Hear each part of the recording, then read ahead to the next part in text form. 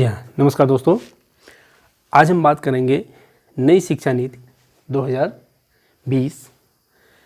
नई शिक्षा नीति अभी हाल ही में आपने नई सुर्खियों में आपने देखा होगा, प्रधानमंत्री जी द्वारा नई शिक्षा नीति लाई गई है, जिसे सभी के परामर्श से तैयार किया गया है। इसमें क्या ऐसे परिवर्तन हुए हैं, क्यों इसकी आवश्यकता पड़ी है, इसके बारे में हम विस्तृत क्या एक संक्षिप्त रूप से चर्चा करते हैं। क्योंकि विस्तृत में तो इसमें बहुत सारे पेज हैं, इसमें संक्षिप्त रूप से मैं चर्चा करूंगा कि आखिर इसमें क्या नई चीज़ है जो शिक्षा नीति 1986 में थी, इसमें क्या ऐसे परिवर्तन लाए गए हैं, उनके बारे में डिस्कस करते हैं। नई शिक्षा नीति आने के साथ ही देश में एक व्यापक चर्चा शुरू हो गई है नई शिक्षा नीति के बारे में। अब हम शिक्षा की बात करते हैं तो शिक्षा के बारे में गांधी जी ने कहा था, गांधी जी के अनुसार शिक्षा किसी बालक या मनुष्य के शरीर, मन और आत्मा का सर्वांगीण और सर्वोत्कृष्ट विकास से लिया गया था। और विवेकानंद जी ने भी शिक्षा के बारे में विचार दिए थे। विवेकानंद जी के अनुसार किसी मनुष्य की अंतर्निहित पूर्णता को अभिव्यक्त करना ही शिक्षा है। अगर शिक्षा की बात करें तो पहले हम इसके बारे में हम बात करते हैं कि शिक्षा आखिर क्या है। अगर हम शिक्षा की शाब्दिक अर्थ की बात करते हैं तो शिक्षा का शाब्दिक अर्थ होता है सीखने और सिखाने की प्रक्रिया से, ठीक है। अगर हम इसके थोड़ा व्यापक अर्थ में जाते हैं तो व्यापक अर्थ में शिक्षा क्या है, शिक्षा एक निरंतर चलने वाली प्रक्रिया है जिसका कि एक उद्देश्य होता है। और शिक्षा के द्वारा ही मनुष्य की अंतर्निहित शक्तियों का विकास करके उसको एक सुयोग्य नागरिक बनाना या अंतर्निहित शक्तियों का विकास करके उसके व्यवहार को परिष्कृत करना ही शिक्षा का उद्देश्य होता है। शिक्षा के द्वारा ही मनुष्य के ज्ञान कौशल में वृद्धि करके उसको एक सुयोग्य नागरिक बनाना ही शिक्षा का एक उद्देश्य भी होता है, ठीक है। आइए चर्चा करते हैं इसकी आवश्यकता क्यों पड़ी। सबसे पहले हम बात करते हैं, सबसे पहले शिक्षा नीति कब आई हमारे भारत में। 1968 में आई थी। 1968 में इंदिरा गांधी जी के समय में पहली बार शिक्षा नीति लाई गई थी। और उसके बाद सन 1986 में राजीव गांधी जी के समय में 1986 में राष्ट्रीय शिक्षा नीति 1986 लाई गई थी, जो कि एक उस समय के हिसाब से बहुत अच्छी शिक्षा नीति थी।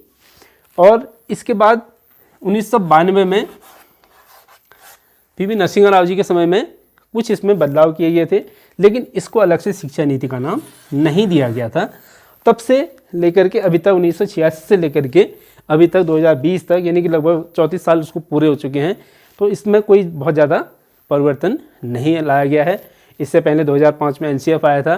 तो अब जो है, जो नई शिक्षा नीति आई है 2020, यह क्या है, इस पर छोटी सी चर्चा करते हैं।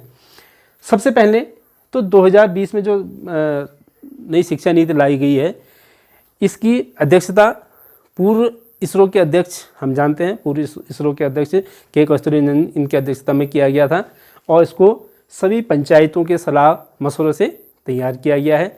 और इसको लाने के साथ ही जो हमारा मानव संसाधन विकास मंत्रालय था, उसका नाम बदल करके शिक्षा मंत्रालय कर दिया। सबसे बड़ा परिवर्तन तो हमारा यहाँ पर हुआ, उसको अलग से शिक्षा मंत्रालय का नाम दे दिया गया है।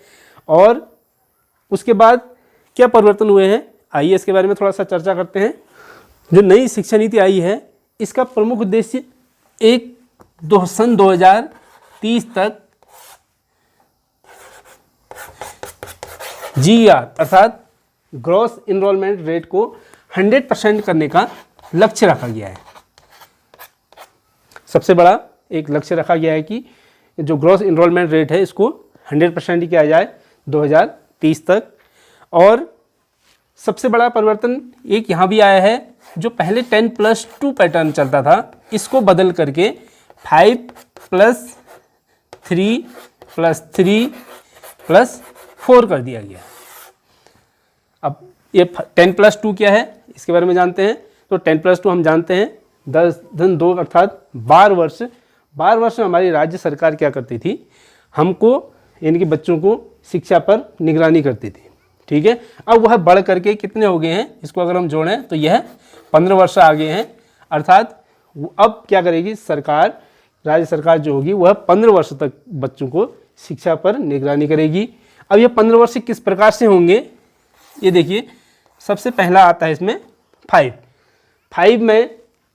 5 को भी 2 भागों में तोड़ा गया है, 3 + 2। अब अगर हम इस पर देखें तो यह 3 धन 2 है। 3 क्या है ये, अब 3 को देखें तो 3 हमारे पास जो आता है यह है प्राइमरी एजुकेशन। बच्चे हमारे विद्यालय में प्रवेश लेंगे, वह 3 वर्ष पूर्ण होने पर 3 वर्ष में विद्यालय में प्रवेश ले लेंगे। जबकि पहले क्या होता था, पहले अगर हम इस शिक्षा नीति में करते तो यहाँ पर 6 वर्ष पूर्ण होने पर बच्चे विद्यालय में प्रवेश लेते थे। अब यहाँ पर देखा गया है कि 3 वर्ष अगर हम देखें तो 3 वर्ष बहुत कम होता है, बहुत छोटे बच्चे होते हैं और वह जो है उनको विद्यालय में लाना एक बहुत टेढ़ी खीर बन जाती है, क्योंकि बच्चे खेलना कूदना पसंद करते हैं। इसी को मद्देनज़र रखते हुए हमारी नई शिक्षा नीति में परिवर्तन किया गया कि विद्यालय में लाना बच्चों के लिए एक बहुत बड़ी चुनौती होती थी। आजकल भी हम देखते हैं विद्यालय में बड़ी मुश्किल से गार्जियन जो है विद्यालय में बच्चों को तो भेज देते हैं, लेकिन वहाँ पर उनका ठहराव नहीं हो पाता है या मन नहीं लगता है उनका। क्यों मन नहीं लगता है, इसी पर विचार करके बच्चों को कक्षा 3 वर्ष पूर्ण होने पर बच्चों को विद्यालय में दाखिला देने की सिफारिश की गई है। अब यह 3 वर्ष में देखा जाए तो बच्चे छोटे होते हैं और विद्यालय में कैसे ठहराव हो, इस पर एक छोटा सा एक संदर्भ मुझे याद आता है, एक कहानी कि एक बच्चा अपने पापा के साथ कहीं जा रहा था बाजार की ओर या स्कूल की ओर, तो वह देखता है कि एक कसाई जो है बकरे को खींच रहा था और बकरा जो है रो रहा था। तो इस पर उस बच्चे ने पूछा अपने पापा से कि पापा ये क्या कर रहा है, ये क्या हो रहा है। तो उसने बताया कि बेटा यह कसाई है और बकरे को ले जा रहा है, इसको काटने के लिए ले जा रहा है।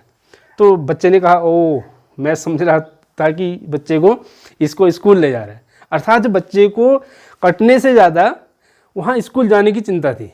अब इसी को देखिए आप, इसी को टारगेट कर रखा है कि बच्चे को कैसे विद्यालय तक लाएं और विद्यालय को कैसा जो है वातावरण दें कि बच्चे वहाँ पर बहुत ज़्यादा रुके। अब यहाँ पर जो 3 वर्ष का बच्चा होगा, इसको ऐसा माहौल देने का प्रयास किया गया है, ऐसा वातावरण देने का प्रयास किया गया है जो बच्चे अपने घर में अपने साथियों के साथ खेलते थे, कूदते थे या जैसे मनोरंजन वहाँ करते थे वैसा ही मनोरंजन यहाँ पर विद्यालय में देने का प्रयास किया जाएगा इसमें। और बच्चों को यहाँ पर उसको कुछ नहीं पढ़ाया जाएगा, पढ़ाने के नाम पर उनके लिए कुछ नहीं होगा, लेकिन खेल खेल में ही उनको पता नहीं चलेगा कि हमको कब पढ़ाया जा रहा है। अर्थात उनको खेल खेल द्वारा ही उनको पढ़ाया जाएगा। बच्चों को उनकी रुचि के अनुसार, जो उनको रुचि है, किसी को खेलने में, किसी को पेंटिंग करने में, कि जो भी रुचि होगी उसके अनुसार उन बच्चों को वातावरण दिया जाएगा। और जब 3 वर्ष उसके पूरे हो जाएंगे, अर्थात अब आता है पैटर्न, 3 वर्ष पूरा होने के बाद आता है ये 2। जब 2 वर्ष यानी कि अब यहाँ पर हमारा कक्षा 1 और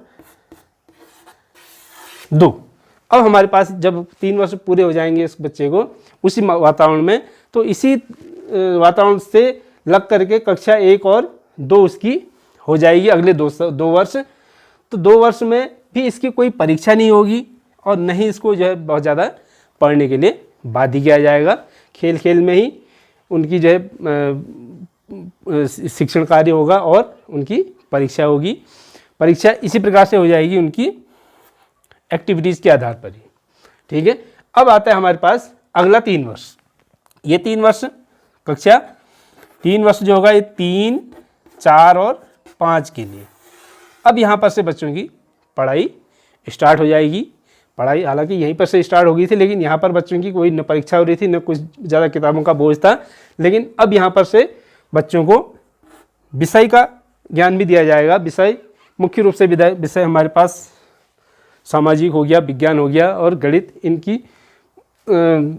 इनका शिक्षण कराया जाएगा। कक्षा 3, 4 और 5 पास करेंगे। अब यहाँ पर क्या होगा, बच्चों को जो शिक्षण का माध्यम होगा, बच्चों का शिक्षण का माध्यम यहाँ पर एक बहुत अच्छी चीज़ कही गई है, उसको स्थानीय भाषा में उनका शिक्षण होगा। अर्थात बच्चे अपने स्थानीय भाषा में क्या करते हैं, बच्चे जल्दी समझते हैं, तो उनके लिए कहा गया है कि अपनी अगर स्थानीय भाषा में उनको पढ़ाया जाए तो वह बेहतर समझ सकते हैं। फिर अगले आते हैं 3 वर्ष। यह 3 वर्ष जो होगा हमारे पास कक्षा 6, 7 और 8, ये हमारे पास कक्षा 6, 7 और 8 होंगे। इस कक्षा 6, 7, 8 में बहुत बड़ा परिवर्तन यहाँ पर किया गया है। आजकल के तकनीकी युग को देखते हुए यहाँ पर इनको कंप्यूटर का ज्ञान दिया जाएगा। इनको कोडिंग सिखाई जाएगी बच्चों को। कक्षा 6 से ही लेकर के बच्चे कंप्यूटर की भाषा सीखने लग जाएंगे, कंप्यूटर कोडिंग करना शुरू कर जाएंगे। छोटी छोटी जो उनके स्तर की होंगी वह सीखेंगे। और एक चीज़ और कहेगी, यहाँ पर वोकेशनल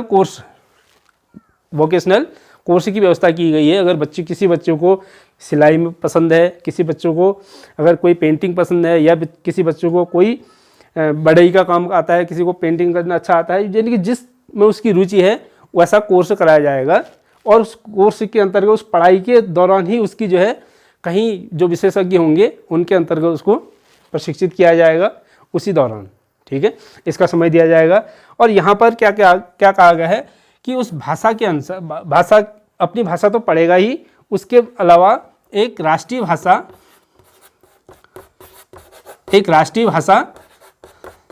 और लेनी पड़ेगी। जैसे संस्कृत है, मराठी है, जो भी उसकी एक राष्ट्रीय भाषा और है, उसको भी वहाँ पर पढ़ाया जाएगा उस भाषा की, हिंदी के अतिरिक्त। ठीक हो गया। अब अगला आता है हमारे पास, ये 3 भी हो गया, अगला 4। अब ये 4 भी महत्वपूर्ण है। देखिए, जो अगला 4 वर्ष होगा इसमें बच्चे कक्षा 9, 10, 11 और 12 की कक्षा को पास करेंगे। अब यहाँ पर देखिए एक बहुत बड़ा परिवर्तन किया गया है। बच्चों को एक रटने की प्रवृत्ति होती थी। बोर्ड परीक्षा में देखें तो कुछ बच्चे क्या करते थे, परीक्षा के दौरान ही बहुत ज़्यादा रट्टा लगा करके बहुत अच्छे मार्क्स भी ले आते थे। उस रटने की प्रवृत्ति को कम करने के लिए यहाँ पर अब क्या किया गया है, बोर्ड में परिवर्तन किया गया है। जहाँ पर वर्ष के अंत में एक बार परीक्षा होती थी, अब क्या होगा, सेमेस्टर वाइज परीक्षा होंगी, अर्थात 6 माह में एक बार परीक्षा होगी। और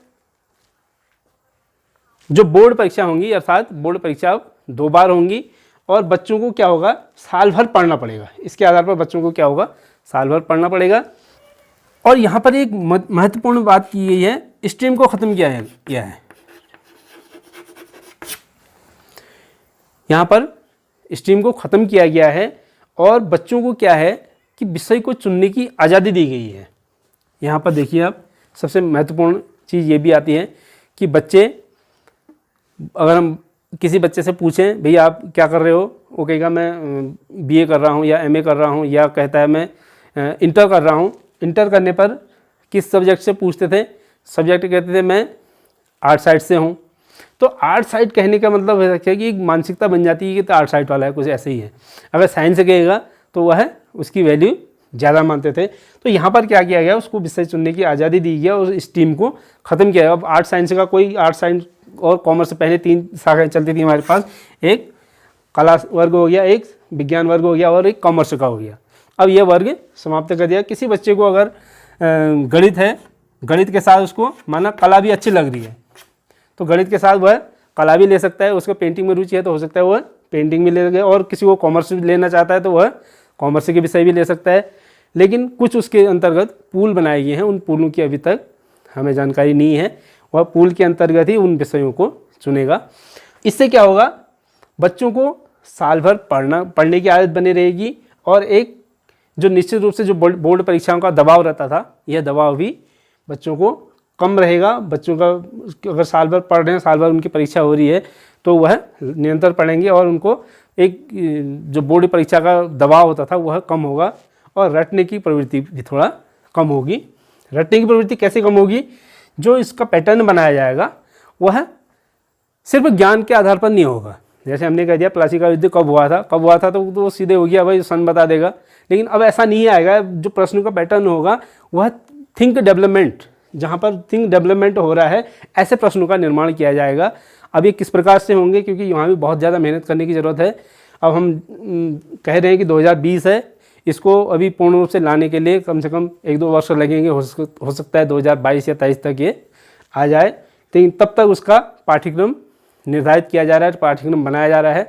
तो बहुत ज़्यादा मेहनत करने की आवश्यकता है वहाँ भी, किस प्रकार के प्रश्नों को वहाँ पर रखें ताकि बच्चों की थिंक डेवलपमेंट ज़्यादा हो इसमें, न कि रटने की प्रवृत्ति। ठीक है, इस पर बहुत ज़्यादा जोर दिया गया है।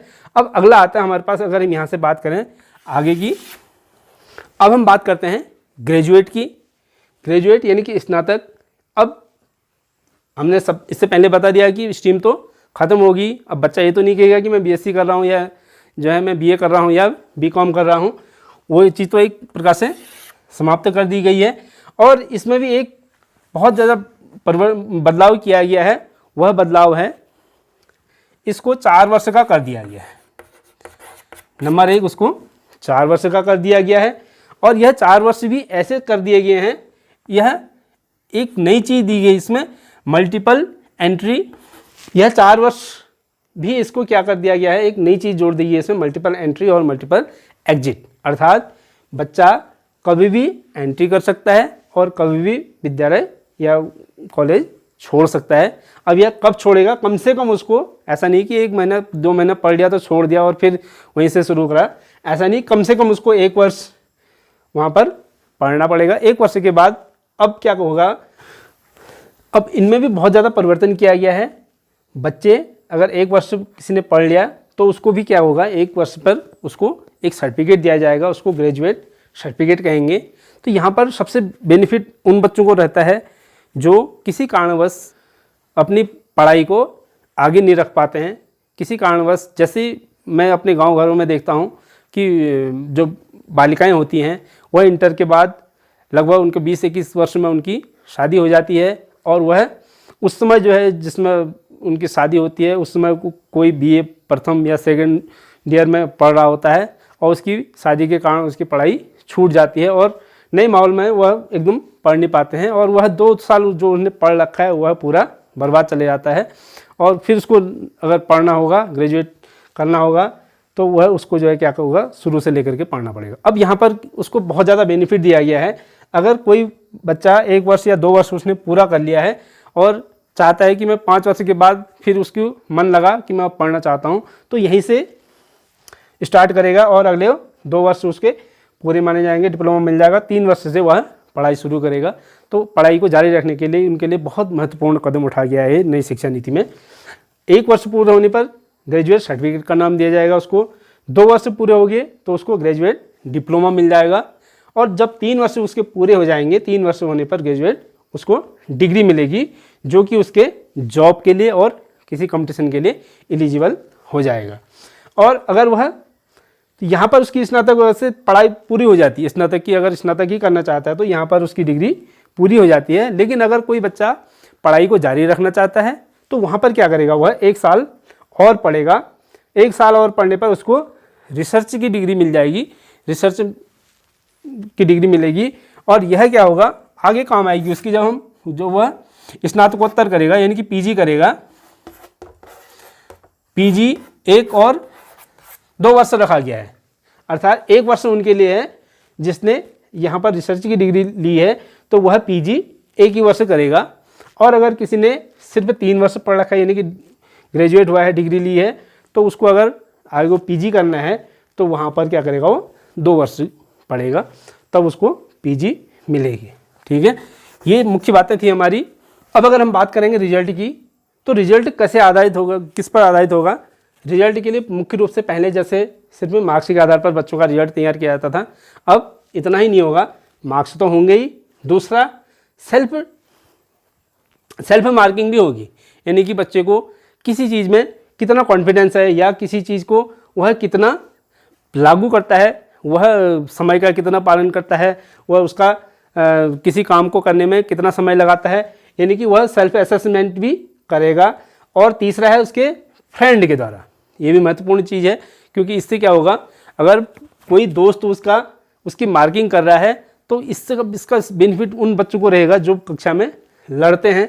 और वह अगर ये देखेगा कि ये इसके द्वारा भी मेरी रिजल्ट में मार्किंग होनी है, तो अपने व्यवहार में परिवर्तन लाएगा। यानी कि अब व्यवहार में धीरे धीरे परिवर्तन, सभी के व्यवहार में परिवर्तन आ गया, क्योंकि एक दूसरे की मार्किंग करेंगे।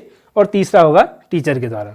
टीचर के द्वारा भी उसके वर्ष भर बच्चों की निगरानी की जाएगी, उसका व्यवहार कैसा रहा, उसकी जो है समय पालन कैसा रहा और अन्य गतिविधि में उसकी सहभागिता कैसी रही। तो इस पर आधारित उसका टोटल मार्किंग की जाएगी। ये मुख्य बातें थी 2020 की। अब देखते हैं इसमें यह कितना खरा उतरता है और यह कब लागू होता है। यह मुख्य बातें थी नई शिक्षा नीति 2020 की।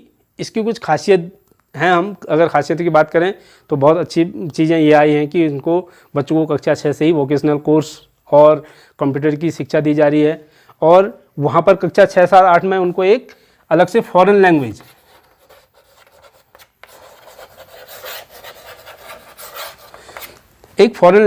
चुनने की भी स्वतंत्रता रहेगी। एक फॉरेन लैंग्वेज वह बच्चा पढ़ सकता है। वहाँ भी एक चीज़ ये भी बेनिफिट रहेगा, क्योंकि हम अगर देखें आजकल के समय में इसकी बहुत ज़्यादा आवश्यकता है। अगर हम चाइना की बात करें, देखो चाइना क्या है, वह अपने यहाँ सारे उनका जो शिक्षण है अपनी भाषा में किया जाता है। अगर विदेशों में नौकरी की बात करेंगे तो विदेशों में नौकरी चाइनीज़ की बहुत ज़्यादा नहीं होती है, बहुत कम मात्रा में विदेश में नौकरी पाते हैं। क्यों? अगर हम चाइनीज़ की बात करें तो चाइनीज़ में एक कर्नल लेवल का भी व्यक्ति वो बहुत अच्छी इंग्लिश नहीं बोल सकता है। जबकि हमारा भारतीय देखें तो भारतीय, हम चाइनीज़ से हम भारतीय इसी मामले में आगे हैं कि विदेशों में नौकरी हमको ज़्यादा मिलती है। क्यों? क्योंकि यहाँ का व्यक्ति कोई भी टूटी फूटी अंग्रेजी जैसे तैसे बोल लेता है। तो फॉरेन लैंग्वेज अगर हम सीखेगा तो इसका एक बेनिफिट बच्चों को अवश्य रहेगा। इसका एक नुकसान, अगर हम नुकसान की बात करें तो एक नुकसान मुझे ये भी लगता है कि कहीं पर अगर बच्चों को अंग्रेजी का बोझ कम तो किया गया है, लेकिन इससे क्या होगा, इससे अगर देखा जाए तो बच्चों को अंग्रेजी से थोड़ा दूरी बने रहेगी। अंग्रेजी बहुत अच्छी नहीं सीख पाएंगे। तो ये तो क्योंकि आजकल देखें तो ये पूरी वर्ल्ड में अंग्रेजी किसी भी माध्यम में अगर हम बात करें तो अंग्रेजी सबसे महत्वपूर्ण भाषा हो गई है। तो यहाँ पर अंग्रेजी अगर हम उसको छोड़ दें, उससे दूरी बनाए रखें तो ये थोड़ा सा नुकसानदायक होगा।